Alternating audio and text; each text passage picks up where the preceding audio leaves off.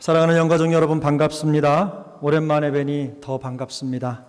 우리 코로나19가 잘 해결돼서 다시는 이런 일이 없기를 바라는 마음이 간절합니다. 여러분 더 기도해 주시고 모든 것이 하나님의 은혜 중에 잘 해결될 수 있도록 이렇게 마음 모아 주시기 바랍니다. 오늘은 사무엘상 강해 다윗에게 신앙의 길을 묻다 18번째 하나님을 힘있게 의지하라라는 제목으로 말씀을 나누겠습니다. 우리는 계속해서 사울에게 쫓겨다니는 다윗의 여정을 따라서 성경을 묵상하고 있습니다. 사무엘상 상이 전체 31장으로 구성이 되어 있는데 20장부터 27장까지가 이 적개심으로 충만한 사울이 다윗을 집요하게 쫓는 과정을 기록하고 있습니다. 무려 7장이라고 하는 긴 장을 할애해서 이 다윗의 숨막히는 시간들을 기록하고 있는 것입니다. 그 당사자인 다윗은 얼마나 많이 어려웠겠습니까? 도망자의 삶을 산다는 것은 결코 쉽지 않다는 것을 삼척동자도 다 아는 사실입니다. 더군다나 이렇다 할 잘못도 없이 그저 질투심과 적개심에 함몰된 거의 정신을 잃어버린 권력자에게 쫓겨다닌다는 그것 자체가 아마도 매우 고통스러웠을 것입니다. 다윗의 입장에서는 정말 죽고 싶을 정도로 힘든 시간의 여정이 지나가고 있는 것입니다. 뿐만 아니라 목숨을 걸고 도와준 사람들에게까지 배신을 당해서 점점 더 궁지로 몰리는 것 같은 이런 상황에 마음의 절망이 찾아오는 것도 당연할 것입니다. 다윗은 그일라 사람들에게 배신을 당했습니다. 그 후에 이제 그의 광야 요새에도 가서 숨었고, 그리고 십광야라고 하는 산골에도 들어가서 숨어 지냈습니다. 우리가 함께 읽은 본문 14절은 하나님께서 다윗을 사울의 손에 넘기지 아니하셨다 이렇게 말씀하고 있지만, 다윗을 둘러싼 사람들은 끊임없이 다윗을 사울에게 넘기려고 시도하고 있습니다. 본문 15절은 말씀합니다. 다윗이 사울이 자기의 생명을 빼앗으려고 나온 것을 보았으므로 그가 십광야 수풀에 있었더니. 다윗은 두려워서 숨었습니다. 사울이 점점 더 가까이 옴에 따라서 계속되는 압박감이 다윗을 더욱더 무력감에 빠지게 했을 것입니다. 어디로 피해야 할지, 그리고 도무지 방법을 찾을 수 없는 이런 심리적인 또 상황적인 궁지를 경험하고 있는 것입니다. 다윗은 직감적으로 자기를 잡으려고 하는 사울의 추격이 매우 가깝게 다가왔다는 것을 알 수 있었습니다. 더 이상 몸을 숨길 수도 피할 곳도 없다는 절박한 상황에 짓눌려서 아마도 이 광야 수풀 속에 깊이 몸을 감추고 엎드려 있게 된 것일 것입니다. 여러분은 이처럼 모든 상황 속에서 궁지에 몰렸다고 생각할 때 그런 경험을 해보신 적이 있으십니까? 상황적으로, 환경적으로 자꾸만 좁혀 들어오는 그런 상황을 경험해 보신 적이 있으십니까? 그럴 때 여러분은 어디에서 도움을 찾으십니까? 하나님은 궁지에 몰린 다윗에게 사람을 보내주셨습니다. 어떻게 알았는지 사울의 아들 요나단이 숲풀 속에 숨어있는 다윗을 찾아왔습니다. 요나단은 아버지 사울의 야영지를 떠나는 그 위험을 감수하죠. 걸리면 죽을지도 모르는 절박한 상황이지만 그는 진퇴양난의 상황에 처한 이 다윗을 찾아가서 낙담하고 있는 그를 위로합니다. 그 장면이 본문 16절에 나와 있는데, 사울의 아들 요나단이 일어나 숲풀에 들어가서 다윗에게 이르러 그에게 하나님을 힘있게 의지하게 하였는데, 요나단은 다윗을 위로하고 격려하면서 하나님을 힘있게 의지하게 하였다라고 성경은 기록합니다. 하나님을 힘있게 의지하게 하였다라는 말은 원문을 직역하면 하나님 안에서 그의 손을 강하게 하였다 이런 의미입니다. 하나님 안에서라고 하는 말이 강조되고 있어요. 히브리 문헌에서는 지치고 좌절한 사람을 표현할 때 손을 이렇게 늘어뜨린 자로 표현을 합니다. 욥기 4장에 등장을 하는데, 우리도 힘들면 힘이 늘어지지 않습니까? 손이 늘어지고 힘이 없어요. 그런 것처럼 그들도 똑같은 표현을 쓰고 있는데, 그 표현 속에 그의 손을 강하게 하였다라고 하는 표현은 사울을 피해 다니면서 지치고 힘든 다윗을 격려하는 이 요나단의 마음이 담겨 있습니다. 뿐만 아니라 하나님이 다윗을 통해 이루시고자 하는 것을 다윗이 더욱더 견고히 붙잡고 놓지 않기를 바라는 간절함이 그의 위로 속에 담겨 있다는 것입니다. 여기서 요나단의 믿음이 한층 더 강조됩니다. 요나단은 모든 것을 인도해 가시는 하나님의 섭리를 믿었습니다. 그가 중요하게 생각한 것은 이스라엘을 위한 하나님의 목적이 달성되는 것이었습니다. 그는 다윗이 자신의 아버지 사울의 뒤를 이어서 이스라엘의 왕이 될 것이라고 하는 하나님의 계획을 확신했기 때문에 다윗이 쉽게 죽지 않을 것이라고 하는 믿음이 있었습니다. 쉽게 말해서 지금 다윗이 사울의 추격으로 경각에 처해 있다고 할지라도 사울이 다윗을 죽일 가능성은 거의 0%에 가깝다는 것입니다. 왜 그렇습니까? 하나님이 이 일을 하시기 때문입니다. 하나님이 이 일을 이루어 가시기 때문인 것입니다. 요나단은 마음속에 그 믿음이 있었어요. 그렇기 때문에 다윗은 두려워할 필요도 없고 경솔한 행동을 할 필요도 없었습니다. 사실은 다윗도 이런 사실을 알았을 것입니다. 하나님께서 자기를 선택하셔서 기름을 부으시고 왕으로 세우셨기 때문에 그를 지키시고 인도해 가실 것이라고 하는 확신이 그에게 있는 것입니다. 그런데 하나님은 그에게 요나단을 보내셔서 그 똑같은 고백을 한 번 더 듣게 하시는 거예요. 하나님은 그를 향한 섭리와 계획을 요나단을 통해서 듣게 하시는 겁니다. 격려하시고 위로하십니다. 힘을 얻게 하십니다. 다윗은 요나단을 통해서 어떤 상황 속에서도 하나님을 의지하고 낭망하지 않아야 된다고 하는 사실을 깊이 깨달았을 것입니다. 이처럼 강한 이 믿음을 가진 사람이라고 할지라도 때로는 흔들릴 수 있는 거죠. 다윗이라도 흔들립니다. 다윗이 아니라 다윗 할아버지라도 믿음을 더 강하게 가지고 있는 사람이라도 어려움을 만나면 흔들릴 수 있습니다. 우리도 마찬가지입니다. 우리 중 누구도 현실적으로 궁지에 몰릴 때는 우리의 믿음과 상관없이 때론 좌절하고 낭망도 하며 실망도 하는 것입니다. 실망하고 낭망한다고 해서 믿음이 없는 사람이 아닙니다. 마음속에 이런저런 불평이 올라온다고 해서 믿음이 없는 사람이 아닙니다. 하지만 바로 그때 하나님은 신실한 믿음의 사람을 통해서 우리를 격려하시고 위로하시고 우리로 하여금 다시 사명을 회복하도록 인도해 주시는 것입니다.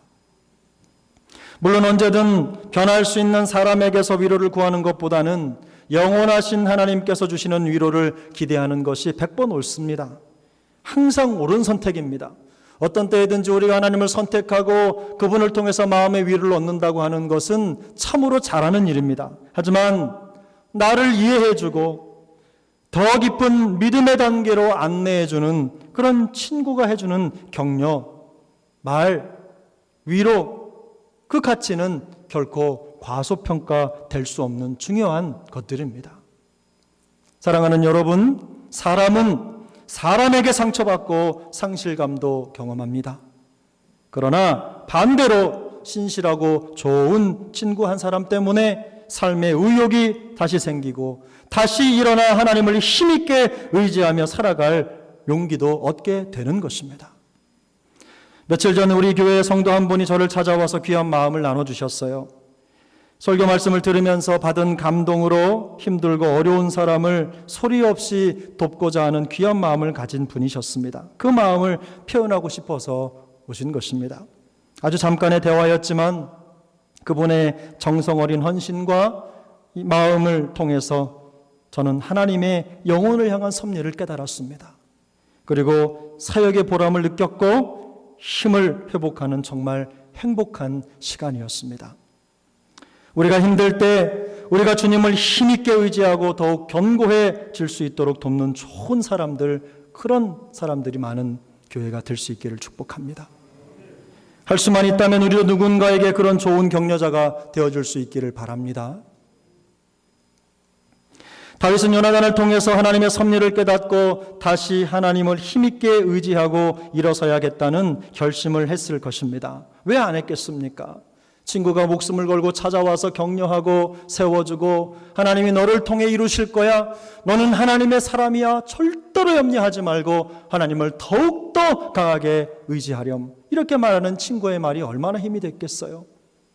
그리고는 수풀을 일어서서 자기의 삶의 처소로 나가려고 하는 그 순간에 공교롭게도 다윗의 마음을 완전하게 무너뜨리는 결정적인 배신을 또 한 번 경험합니다. 오늘 본문 23장 19절 20절에 바로 그 내용이 담겨져 있는데 우리 한번 같이 읽어보겠습니다. 시작. 그때에 10사람들이 기브아에 이르러 사울에게 나와 이르되 다윗이 우리와 함께 광야 남쪽 하길라산 숲을 요새에 숨지 아니하였나이까. 그러하온즉 왕은 내려오시기를 원하시는 대로 내려오소서. 그를 왕의 손에 넘길 것이 우리의 의문이다 하니라. 10사람들이 사울에게 하는 말입니다. 사울을 피해 숨었던 산골 마을 사람들이 기브아에 진치고 있었던 사울에게 다윗이 숨어있는 장소를 고발한 것입니다. 신실한 친구 요나단을 통해서 마음을 다잡고 일어난 지 불과 얼마 되지 않아서 불어닥친 위기입니다. 얼마 전에는 목숨을 걸고 도와준 그 일라 사람들에게 배신을 당했습니다. 이제는 낯선 사람들까지 다윗을 표적으로 삼고 잡으려고 쫓아다니는 신세가 된 거예요. 신실하신 하나님을 향한 믿음으로 견디고 버텨보려고 가진 애를 써보지만 계속해서 압박하고 짓누르는 상황이 숨이 막힐 지경입니다. 그의 상황은 절망적이었고 하나님 외에는 아무도 그를 그 상황에서 구해낼 사람이 없는 사람이 되어버렸습니다. 만일 여러분이 이런 상황을 만났다면 가장 먼저 무엇을 생각하시겠습니까? 여러분이 이런 절박한 상황을 경험하고 있다면 바로 그때 여러분은 어떤 선택을 하시겠습니까? 바로 그때 다윗은 긴급한 이 상황을 하나님께 기도합니다. 그 내용이 시편 54편의 내용입니다. 여러분 한번 찾아보십시오. 시편 54편에는 10사람이 사울에게 이르러 말하기를 다윗이 우리가 있는 곳에 숨지 아니하였나이까 하던 때에 라고 하는 표제어가 붙어 있습니다. 바로 이 상황을 그대로 담고 있는 것입니다. 다윗은 1절에서 이렇게 고백합니다. 함께 읽습니다. 하나님이여 주의 이름으로 나를 구원하시고 주의 힘으로 나를 변호하소서. 아멘. 다윗은 인간의 도움을 받을 수 있는 상황이 아니었습니다. 오직 기적만이 그를 구해낼 수 있었습니다. 그래서 그는 하나님께 기도할 수밖에 없었습니다. 다윗은 거두절미하고 바로 본론으로 들어가서 하나님이여 나를 구원하소서, 하나님이여 나를 구원하소서 간절하게 간청하고 있는 것입니다. 그 일라 사람들은 그를 버렸고 10사람들은 또한 그를 배신했습니다. 사울과 그의 군사들은 피에 목말라 야수처럼 그를 찾아다니고 있습니다. 달리 숨을 곳이 아무데도 없습니다. 오직 하나님만이 그를 도울 수 있습니다. 다윗은 여호와 하나님의 그 이름에 탄원합니다. 그 이름에 탄원한다는 것은 하나님의 의로우심에 기대어 섰다는 것입니다. 하나님의 그 의로우심을 의지하고 기도하고 있다는 거예요.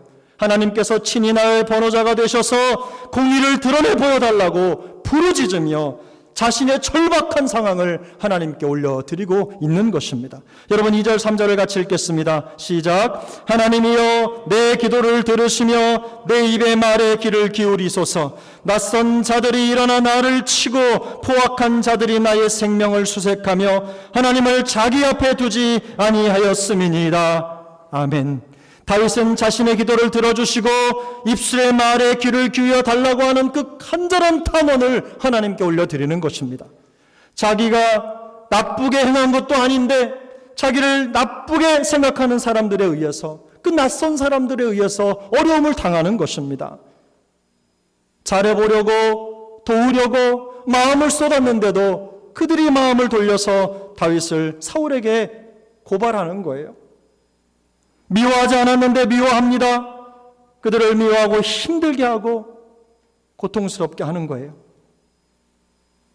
그런데 이 자신이 당하고 있는 이 가슴 아픈 상황을, 힘든 상황을 절박하고 기가 막힌 이 심정을 하나님께 올려드리고 있는 겁니다.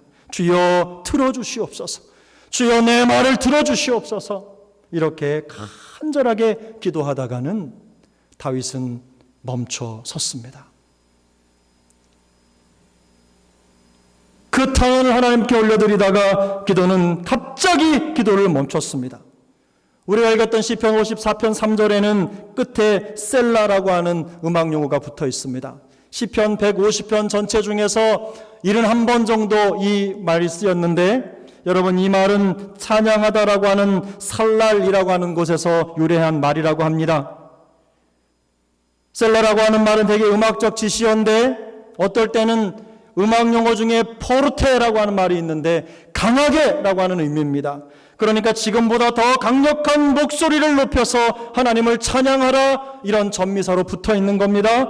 또 한 가지는 숨표처럼 숨을 쉬라는 말입니다. 잠시 숨을 고르고 쉬어라, 이런 의미가 이 셀라라고 하는 말 속에 담겨 있는 거죠. 다윗은 3절까지 숨가쁜 기도를 하나님께 올려드린 후에 잠시 기도를 멈추고 기도를 쉽니다. 깊은 숨을 고르는 것입니다. 자신이 당하고 있는 부당한 상황으로 인해서 감정이 북받쳐 오르는 그 기도를 하나님 앞에 올려드리다가 지금 멈췄습니다. 그리고는 깊이 숨을 들이쉬며 숨 고르기를 한 후에 계속해서 더 큰 목소리로 하나님 앞에 기도합니다. 하지만 셀라 이후에 들려지는 이 다윗의 기도는 큰 변화가 있습니다. 1절, 2절, 3절까지는 하나님 앞에 드리는 탄원의 기도였다고 한다면 4절부터 7절까지는 확신으로 가득 찬 기도를 하나님 앞에 올려드리고 있는 것입니다. 여러분, 4절부터 7절까지의 말씀을 한번 읽어보겠습니다. 시작. 하나님은 나를 돕는 이시며 주께서는 내 생명을 붙들어 주시는 이시니이다. 주께서는 내 원수에게 악으로 갚으시리니 주의 성실하심으로 그들을 멸하소서. 내가 낙헌제로 주께 제사하리이다. 여호와여, 주의 이름에 감사하오리니 주의 이름이 선하심이니이다. 참으로 주께서는 모든 환난에서 나를 건지시고 내 원수가 보응받는 것을 내 눈이 똑똑히 보게 하셨나이다. 아멘. 다윗의 기도에는 하나님에 대한 굳건한 신뢰와 확신으로 가득 차 있습니다. 그래서 유젠 피터슨 목사님은 이 본문을 해석하면서 메시지 성경에 이렇게 번역을 해 두었습니다. 보라, 하나님께서 지금 여기서 나를 도우신다. 하나님께서 내 편이 되어 주십니다. 그러므로 모든 불행이 원수들에게 되돌아갑니다. 눈 감아 주지 마옵소서. 저들을 깨끗이 없애버리시옵소서. 마음을 다해 내가 주님께 경배합니다. 주님 감사합니다. 주님은 진실로 선하신 하나님이십니다. 주님은 온갖 곤경에서 나를 건져주시고 원수들이 무너지는 것을 보게 하셨습니다. 아멘. 다윗의 노래 속에는 자신의 기도가 반드시 응답될 것이라고 하는 절대적인 확신이 담겨 있습니다. 마치 주님께서 마가복음 11장 24절에서 그러므로 내가 너희에게 말하노니 무엇이든지 기도하고 구하는 것은 받은 줄로 믿으라. 그리하며 너희에게 그대로 되리라. 아멘. 이 말씀을 이미 들은 것 같아요. 주님의 말씀을 이미 들어서 알고 있는 듯한 표현으로 그 기도 속에 확신을 담아두고 있어요. 탄원으로 시작한 기도가 신실하신 하나님에 대한 신뢰와 확신으로 마무리되고 있는 것입니다. 사랑하는 여러분, 우리의 기도가 이와 같기를 축복합니다. 우리의 기도 속에 우리가 당하는 부당한 일에 대한 억울함을 담을 수 있습니다. 마음의 상처와 아픔을 하나님께 토로하며 모든 것을 바로잡아달라는 심정을 탄원하는 마음을 하나님께 기도로 올려드릴 수 있어요. 하지만 우리의 기도가 거기까지만 머물러 있지 않기를 바랍니다. 흐르는 눈물과 상한 감정을 넘어서 셀라의 멈춤을 경험할 수 있기를 바랍니다. 숨을 깊이 들이쉬고 더 높은 소리로 하나님의 신실하심을 확신하며 기도할 수 있기를 바랍니다. 우리의 기도가 하나님의 존전에 드려질 때 하나님은 역사하실 줄로 믿습니다. 우리의 모든 사정을 다 아시고 모든 기도를 들으실 뿐만 아니라 응답하실 하나님에 대한 신뢰와 확신이 우리 기도 속에 가득 찰 수 있기를 축복합니다. 이런 기쁜 기도의 은혜가 우리 모두에게 있길 바라요. 사랑하는 여러분, 이처럼 기쁜 기도를 경험해 보신 적이 있으십니까? 어느 때 여러분은 이런 기쁜 기도를 경험해 보셨습니까? 그저 옛날 일로만 기억을 하고 계십니까? 아니면 지금도 그렇게 간절히 하나님을 찾아 나와 기도하고 계십니까? 새벽이든 아니면 저녁 늦게까지든 기도할 때 언제든 기도하면 느꼈던 이런 벅찬 시간들을 경험해 보신 적이 있으시냐 말입니다. 기도를 마치고 일어나 예배당을 나갈 때 마음에 차오르는 그 감사와 기쁨 때문에 또 감사하고 얼굴의 미소가 떠나지 않은 적이 있습니까? 과거에 도서관에서 공부할 때 밤늦게까지도 공부하고 밖으로 나오면요, 그 찬바람이 불어오는데 얼마나 행복한지 몰라요. 그것처럼 간절하게 기도하고 마음속에 주님 주시는 확신을 가지고 예배당 문을 나서서 밖으로 나가 불어오는 찬바람을 맞을 때 마치 주님이 나를 만져주시는 것 같은 그런 은혜를 경험하지 않으셨습니까? 다윗이 지금 그런 기도의 기쁨을 누리고 있는 것입니다. 하지만 그렇다고 해서 현실의 문제가 해결된 것은 아니었습니다. 오히려 그가 이 기도를 마칠 때쯤 그에게 들려오는 소식은 더 절망적입니다. 그 내용이 오늘 본문 26절에 나와 있습니다. 사무엘상 23장 26절 함께 읽습니다. 사울이 산 이쪽으로 가매 다윗과 그의 사람들은 산 저쪽으로 가며 다윗이 사울을 두려워하여 급히 피하려 하였으니 이는 사울과 그의 사람들이 다윗과 그의 사람들을 애워싸고 잡으려 함이었더라. 포위된 것입니다. 다윗의 상황은 아주 심각해졌습니다. 사울은 10사람들의 정보력을 바탕으로 다윗을 포위했고 이제는 생포하기 일보 직전까지 이른 것입니다. 이제 가파른 절벽 하나를 사이에 두고 있을 뿐 다윗은 더 이상 피할 곳도 숨을 곳도 없는 상황이 된 것입니다. 다윗과 그의 사람들은 수적으로 열세였고 포위되었으며 더 이상 도망칠 방법도 없었습니다. 마침내 사울의 악한 계획이 이루어지려는 듯 보였습니다. 정말 다윗의 기도처럼 하나님의 기적 같은 개입이 아니고서는 이 위기의 상황을 벗어날 가망이 전혀 보이지 않았습니다. 여러분은 이런 상황이 하나님의 응답이라고 생각하십니까? 간절하게 기도하고 마음속에 확신을 가지고 일어나 예배당 문을 박차고 나갔는데 상황이 더 악해지고 고통스러운 상황이 계속되고 있다면 여러분 그것이 하나님의 보호라고 확신하십니까? 다윗은 조금 전에 하나님의 보호에 대한 신뢰와 확신을 고백하는 기도를 하나님 앞에 올려드렸어요. 그의 기도의 울림이 채 가시기도 전에 다윗은 절체절명의 위기를 만나게 된 것입니다. 우리도 이런 경험을 할 때가 있습니다.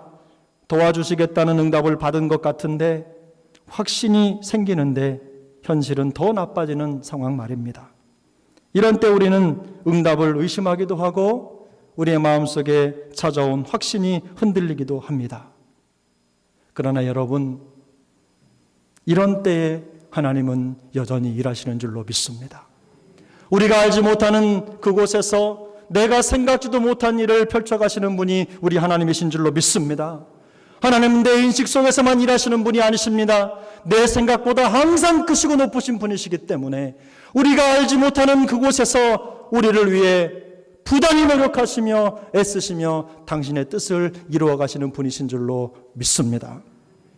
바로 그때 다윗이 절망 속에 고통하고 있는 그 순간에 다른 소식이 사울에게 전해졌습니다. 본문 27절 28절이 바로 그 내용입니다. 함께 읽겠습니다.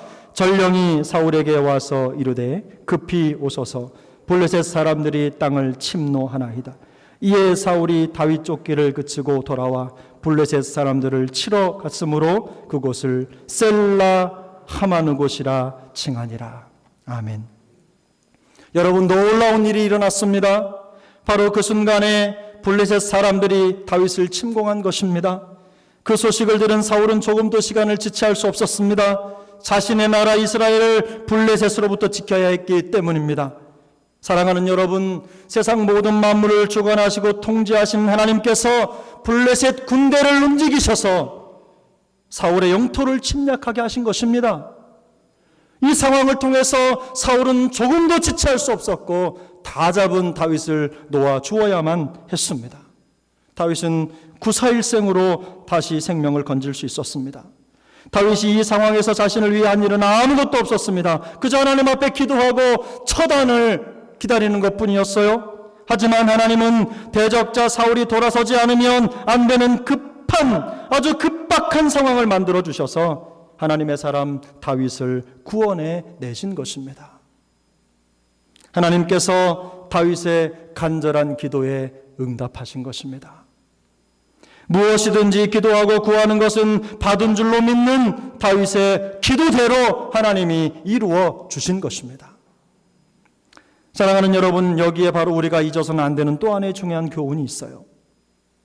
우리가 기도할 때 끝까지 하나님을 신뢰하고 기도 응답에 대한 확신을 접지 않기를 축복합니다. 하나님은 대반전의 역사를 이루어 가실 거예요. 하나님은 대역전의 일을 이루어 가실 거예요. 우리가 주님을 믿고 의뢰하는 한 하나님은 반드시 주님의 뜻을 이루어 내시는 분이십니다. 그 믿음을 놓아서는 안 되는 것입니다. 다윗은 이미 이런 상황이 일어나기 전에 시편 54편 4절에서 이렇게 고백했습니다. 하나님은 나를 돕는 이시며 주께서는 내 생명을 붙들어 주시는 이시니이다. 아멘. 하나님은 나를 돕는 이시며 주께서는 내 생명을 붙들어 주시는 이시니이다. 아멘. 여러분, 이 고백은 하나님이 그럴 수도 있다, 어쩌면 그럴 수도 있다라고 하는 추측을 고백하는 게 아닙니다. 확신입니다. 하나님이 반드시 그렇게 이루실 것이라고 하는 확신이 이 기도 속에 담겨 있는 것입니다. 다윗은 또 다른 시편에서 이렇게 노래합니다. 시편 42편 5절입니다. 내 영혼아, 내가 어찌하여 낙심하며 어찌하여 내 속에서 불안해하는가. 너는 하나님께 소망을 두라. 그가 나타나 도우심으로 말미암아 내가 여전히 찬송하리로다. 아멘. 하나님께 소망을 두라. 그가 나타나 도우심으로 말미암아 내가 여전히 찬송하리로다. 사랑하는 여러분, 어느 순간에도 하나님께 소망을 두는 여러분 되시기를 축복합니다.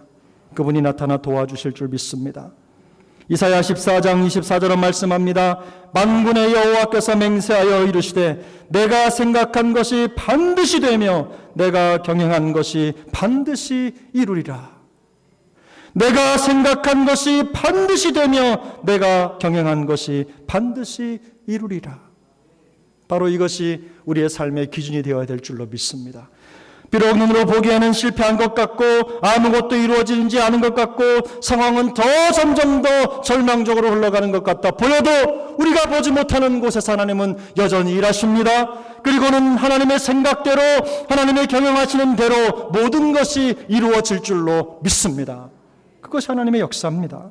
우리가 하나님을 의지하고 끝까지 그 섭리를 믿고 흔들리지 않을 때 하나님이 정하신 때에 가장 안전하고도 알맞은 방법으로 우리 기도에 응답해 주실 줄로 믿습니다. 오늘 말씀을 정리해 보겠습니다. 여러분은 심리적으로, 상황적으로 궁지에 몰리게 될 때 누구에게 도움을 청하십니까? 하나님은 다윗에게 요나단이라고 하는 좋은 친구를 붙여주시고 그를 통해서 위로와 격려를 얻게 하셨습니다. 요나단은 다윗이 어떤 상황 속에서 흔들림 없이 신실하신 하나님을 의지하도록 영적인 지지를 아끼지 않은 영혼의 친구입니다. 진정으로 좋은 친구는 내가 하나님을 더욱더 의지하도록 도와주는 친구입니다. 우리에게도 이런 친구가 많아질 수 있기를 바랍니다. 우리도 누군가에게 이런 신실한 친구가 되어줄 수 있기를 축복합니다. 다윗은 또한 하나님의 도우심을 확신했습니다. 그는 자신이 겪는 부당한 상황을 하나님께 탄원하며 기도했습니다. 하지만 잠시 숨 고르기를 하는 셀라에 멈춘 시간이 지난 이후로 그는 신실하신 하나님께 마음을 쏟아놓습니다.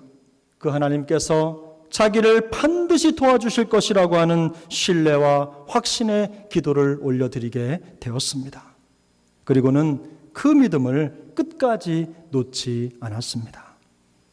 온 세상 만물을 주관하신 하나님께서는 당신의 백성을 지키시고 보호하실 때 지구상에 있는 그 어떤 것이든 어떤 상황이든 무엇이라도 사용하셔서 우리를 향한 당신의 뜻을 펼쳐 이루어 가시는 분이신 줄로 믿습니다. 여러분, 그것이 우리 믿음이어야 합니다. 그러므로 신실하신 하나님을 의지하고 따르는 데 있어서 우리가 선수가 될 수 있기를 바랍니다. 사랑하는 여러분, 저는 하나님이 저에게 목사의 직분을 주실 때 제 마음속에 안수받을 때 들었던 그 마음속에 확신을 지금도 잊지 않습니다. 목사가 돼서 어떤 일을 하고 사역을 감당하기 이전에 하나님을 더 잘 섬기고 하나님을 믿는 성도가 되는 것입니다. 하나님을 더 가까이 찾고 하나님을 예배하는 일에 마음을 쏟고 어떻게 하든지 더 하나님을 사랑하는 일에 마음을 쏟기 위해서 하나님이 저에게 직분을 주셨다고 믿습니다. 여러분, 우리에게 있는 어떤 직분도 마찬가지입니다. 장로님, 안수집사님, 권사님, 집사님, 서리집사님 또는 성도의 직분, 모든 것 하나님이 왜 그 직분을 주셨을까요? 바로 하나님 더 잘 믿으라고, 하나님 더 잘 섬기라고, 하나님 더 의지하고 예수 잘 믿는 사람 되라고, 앞장서서 하나님 더 잘 섬기라고, 하나님 앞에 무릎 꿇어 기도하라고 그 직분 주신 줄로 믿습니다. 우리 교회에 그런 좋은 직분자들이 더욱더 많아질 수 있기를 예수님의 이름으로 축복합니다. 여러분, 우리가 기억해야 할 놀랍고 복된 사실이 있습니다. 그것은 완전한 인간이시며 완전한 하나님이신 우리의 구원자 예수 그리스도께서 우리의 영원한 친구가 되어주실 뿐만 아니라 우리의 큰 도움이 되어주신다는 거예요. 여기에 뭐가 담겨 있습니까? 여러분, 우리 주님이 완전하신 사람이시죠? 그리고 완전하신 하나님이세요. 근데 이 둘이 하나가 된 거예요. 근데 그분이 우리의 친구가 되어주셨다는 겁니다. 마치 성경 속에 다윗이 만난 요나단 같은 영혼의 친구, 그를 도우시고 인도하시는 전능하신 도움의 하나님이 하나가 되어 우리에게 다가온 것입니다. 요한복음 15장 14절에서 말씀하는 대로 행하면 우리가 곧 주님의 친구라고 말씀을 하고 있어요. 예수님은 또한 우리의 영혼의 구원자이시며 우리의 도움이 되셨어요. 사랑하는 여러분, 예수님이 우리의 친구시고 우리의 도움이 되신다고 하십니다. 예수님이 우리의 능력이시고 우리의 소망이시고 우리의 생명이 되신다는 거예요. 여러분, 그것처럼 복된 소식이 어디 있습니까? 우리는 한 번에 둘을 다 가진 겁니다. 세상에서 소망을 찾을 수 없을 때 우리 주님에게서 소망을 찾는 우리 모두가 될 수 있기를 바랍니다. 참된 친구요 구원자이신 예수 그리스도를 더욱 힘있게 의지할 때 하늘의 참된 위로가, 격려가 우리의 심령 속에 가득가득 채워질 줄로 믿습니다. 우리 사랑하는 세종학 영가족 모두에게 이런 은혜가 더욱더 풍성히 맺히는 새해 될 수 있기를 예수님의 이름으로 축복합니다. 기도하겠습니다.